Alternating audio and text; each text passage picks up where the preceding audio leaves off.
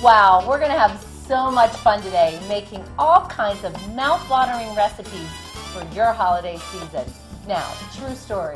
I ran into a lady down at Walnut Creek Cheese just the other day. I was going to make meatballs for my family.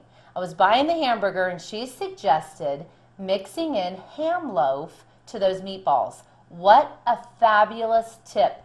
They were an all-time favorite smash hit here at the Miller home.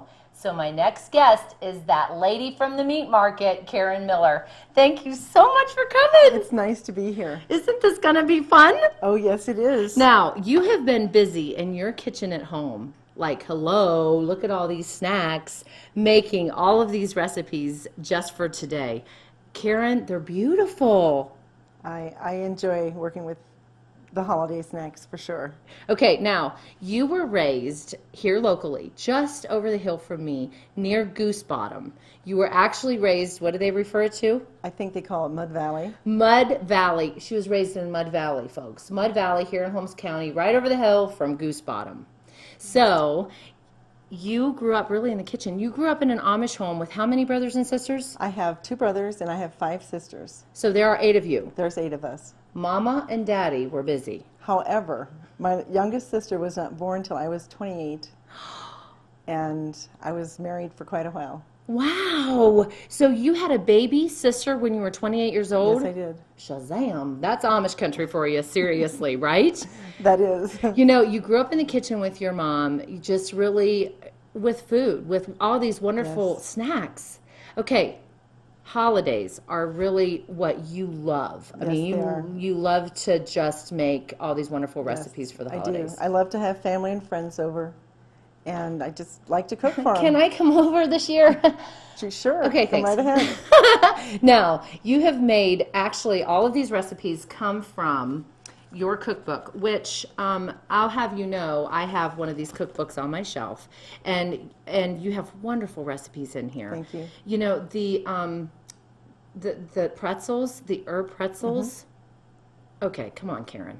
They're very, very simple to make. Very simple. Yes. You mix them in a garbage bag. You said you mix them in a garbage a clean garbage bag. Yes. And you let them rest for like a day in that garbage bag. Every now and then I'll go back and I'll pick the bag up and I'll just, you know, kind of stir them around again. Toss or whatever. Around. Okay, I think I've already today at least consumed, I don't know, maybe around 75 of them. No, maybe not that many, but they are so addictive so good and so easy. Yes. I mean, the recipe is so easy. It's a pack of ranch dressing mix, dill. some dill, some garlic salt, and I think it takes you about 5 minutes to put it together and have them tossed.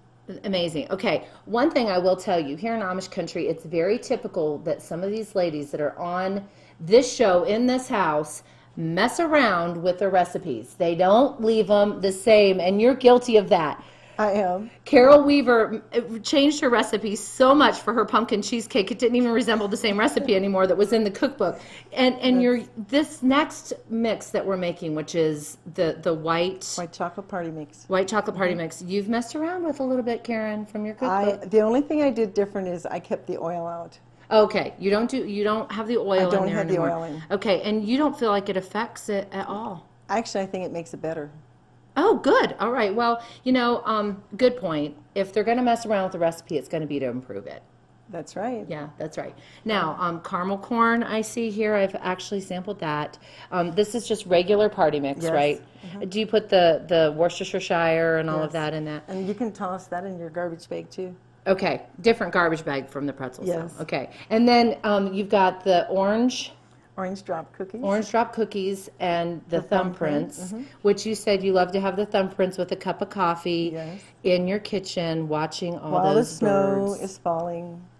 You know, you make also homemade suet for the birds. Yes, I do. love that. And you were telling me. You told me you made homemade suet, and you said you put out a pan winter, and there were at least 15 bluebirds on top of that suet. Right outside the door. Now, is that suet recipe in here? It is. Fabulous! It's terrific. Okay, wonderful. Okay, now let's talk about these mint brownies. They're just chocolate mint brownies. They kind of taste like the Andes They're not mint. just chocolate mint brownies, Well, Carol. that layer Karen. of green stuff there, that's the mint. It is. That tastes like the Andes mints. It is so good. Then we have regular, they call that puppy chow, which is so good, has the peanut butter in it. Monster cookies, Yes. which I think the reason they call them monster cookies is because you want to be like a monster and just eat them and Eat eat them them. They're all. my husband's favorite. And then just your traditional sugar cookies. And you have done such a fabulous job decorating these. You know what? I like to use a decorating tip to do them because it's quicker.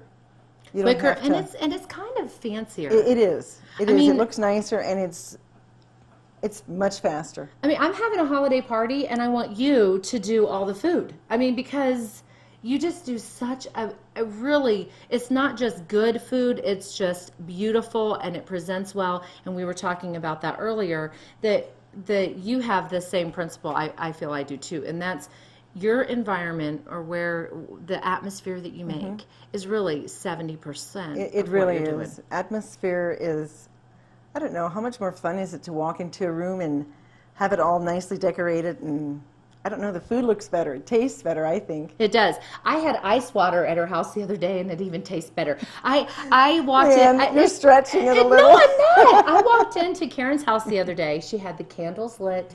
You had candles plugged in, and it was so cozy and inviting. And we sat and visited and just shared life together. And you just have a very warm, wonderful atmosphere in your house. Well, thank you. Now, let's talk about the white. What is it? The white chocolate party mix. White chocolate party mix. You do this often at holidays. Actually, you know what? It used to be, when I first got the recipe, it was called white trash. Oh, I don't like that name as well. I didn't like that. I like this No. name. Okay, so, you know, although I might have been called white trash maybe before, I don't know. I didn't think it was suitable for food. Just no. And wait, now we have to give props to your mom. What is her first name again? Esta? Esta. She helped you with this Yes, she too, did. because this was no small feat, making all this Yes. food in a very short amount of time. So, and it's also fresh and wonderful. I've sampled everything. Let's get to business, Carol, or Karen. I don't know why I'm calling you Carol. Karen. That's okay. Let's anything but late for supper. Let's mix this. Okay. Tell me what to do. Do I just dump this in? Don't tell me it's this easy. It's this easy. Just put this stuff together. Okay, the pretzels. Now, are those regular Cheerios or Honey Nut? Honey nut. Honey Nut. Yeah. Okay, all right. That's just regular Rice Chex mix? That is corn Chex. Corn actually. Chex, okay. You can use Crispix too, but the corn Chex, they're a little more firm. Oh, okay. The Crispix has and then I have peanuts and M&Ms. Peanuts and M&Ms, okay. Now the peanuts give the salt, but also the M&Ms give that nice, wonderful color, don't they? That's why I like to add them. Sometimes at Christmas you can buy green and red ones. Now, Karen pointed out earlier, interesting tip.